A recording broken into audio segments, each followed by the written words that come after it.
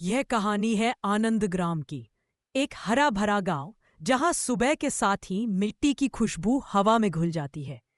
लेकिन वक्त के साथ इस गांव के लोग अपने अपने काम में इतने व्यस्त हो गए कि मुस्कुराना, बातें करना और एक दूसरे की मदद करना सब भूल गए। गांव के बीच में एक पुराना पीपल का पेड़ था। कभी जहां बच्चों की हंसी गूंजती थी, अब सिर्फ हवा और चिड़ियों की आवाज आती थी। लेकिन इसी गांव में रहता था राहुल, एक साधारण सा लड़का, नीली शर्ट और गहरी नीली पैंट पहने हुए, दिल से नेक, मुस्कान से भरपूर।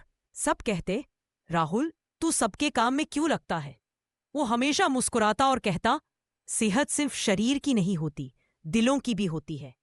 राहुल सबका दुख अपना समझता था और हर किसी की मदद करता, बिना किसी शब्द के, सिर्फ दिल से। एक दिन खबर आई, गांव का छोटा अस्पताल बंद होने वाला है। बिल्डिंग टूट गई थी, दवाइयां खत्म और डॉक्टर भी छोड़कर जाने वाले थे। सरपंच ने बैठक बुलाई, पर सब चुप थे। बूढ़े मास्टर जी बोले, मेरे दवा का खर्चा ही मुश्किल से चलता है। दुकानदार भैया बोले, मुझे तो अपनी दुकान संभालनी मुश्किल पड़ती है। और वो पीली टी शर्ट वाला युवक बस चुप बैठा रहा, आंखों में बेबसी थी। राहुल ने सब देखा और सोचा, अगर अस्पताल बंद हो गया तो गांव की सेहत का क्या होगा? उसने ठान लिया, मैं कुछ करूंगा। अगली सुबह राहुल बच्चों को बुलाकर बोला, चलो हम एक सेहत मेला लगाते हैं। हर कोई अपना टैलेंट दिखाएगा। मास्टर जी अपने नुस्खे, दुकानदार भैया अपने पराठे और युवक टेंट और कोसिया लगाएगा। राहुल हर घर गया, सबको समझाया, ये सिर्फ अस्पताल बचाने का काम नहीं, ये अपने गांव को जोड़ना है।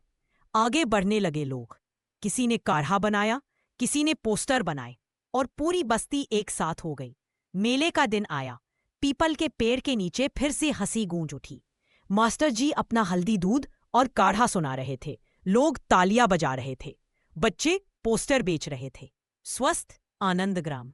औरतें अपने हाथ के अचार और पापड़ बेच रही थीं।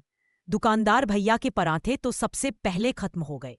सबके चेहरे पर मुस्कान थी और दिलों में एक नई उम्मीद। मेले से इतने पैसे इकट्ठा हुए कि अस्पताल की नई दीवारें, नई दवाइयां और एक नर्स तक आ गई। अस्पताल दोबारा खुल गया। लोगों के चेहरे पर सुकून और बच्चों के चेहरे पर मुस्कान आ गई। सबने राहुल से कहा, तू हमारे गांव का हीरो है।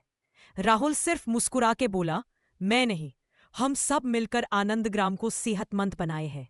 उस दिन से पीपल के पेड़ के नीचे हर शाम लोग मिलते हैं, बातें करते हैं, मुस्कुराते हैं और याद रखते हैं, सेहत सिर्फ शरीर की नहीं, एकता की भी होती है।